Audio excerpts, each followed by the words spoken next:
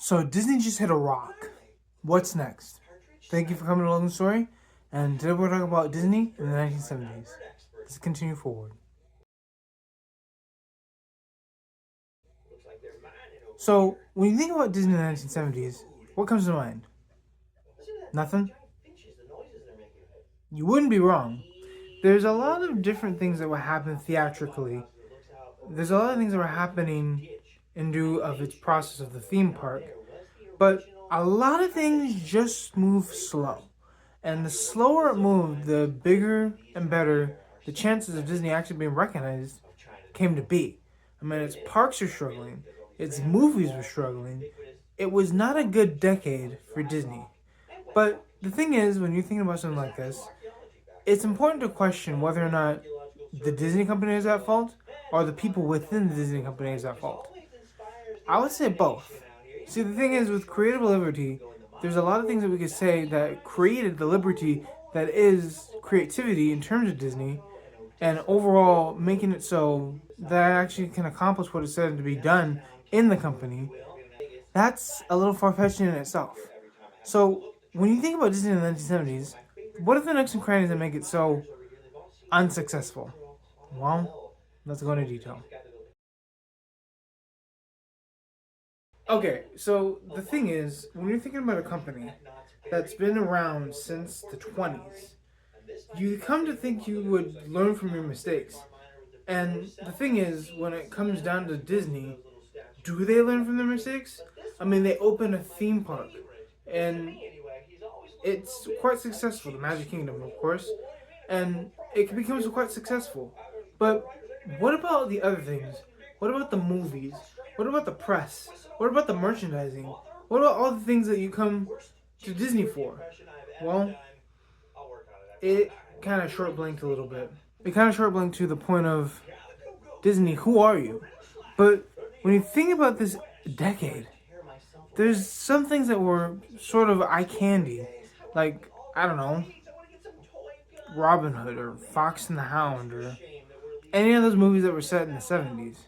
I actually don't know if Fox and the Hound was in the 70s or Robin Hood. Leave in the description below if it was. But the movies were not impacting anything. The parks were only limited to what they could stand for, and the merchandising wasn't always there. And because of that, it's a rough era for Disney. You hardly thought about Disney in terms of the 70s. You were thinking more of the outgoing things, the other parks that were coming to life, the beauty of knowing not what a park is up to at the given moment, but what does that mean to cross the ends of what Disney is capable of doing? Well, see, the thing is, in this time, they were going on the lower scale of the end. They wanted to stay complacent with the movies that they were making, stay complacent with the park that was to be, and make sure that the notoriety of commercialism stayed to a minimal or steady rate pace. The 70s was just a confusing time for Disney, and it never really had its light of day. But here's the thing. What does that mean for you and I? What can we take away from all this? Well, application, of course. Do you have hard days? Do you have days that are just not going well for you? Do you have years that are not going well for you? Is this kind of a year where it's going to begin to be bad or be good? Here's the thing. With Disney come to mind, there's something that you can take away from this. With every 10 years, with every 10 years, with every 10 years. What I mean by that is, you can be great in the next 10 years, or you can be bad in the next 10 years. You have to learn to not give any hoots about what other people think. And just keep going. Work it until you can make sure that your platform, whatever you platform yourself as, it becomes something greater than ever before. This YouTube thing is going slow for me, and I can connect with people who it goes slow for, because I have a really small channel. We're not talking like 2,000 subscribers. We're not talking 1,000 subscribers, which I hope we can get to at one point. We're talking about 84 subscribers. It's not a lot, but here's the thing. Every person's eye matters. It doesn't matter if it's small or big, and that's what you can connect with Disney on. The eyes matter, and because those specific eyes matter, those are the eyes for now I'm entertaining. Because later on they could share with their friends and their friends' friends and their friends' friends, and it could be a big channel.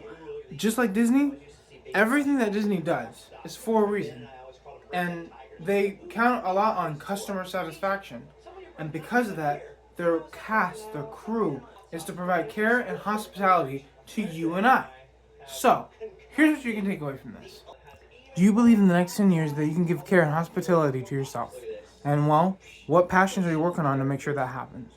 Thank you for my application, and let's continue forward.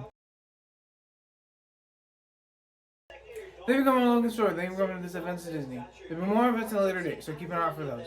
Also, the mission is 1,000 subscribers. You guys can get that by hitting the share, like, and subscribe button right under the screen. Also by hitting that bell. Leave a comment if you can too. Thank you again, and peace.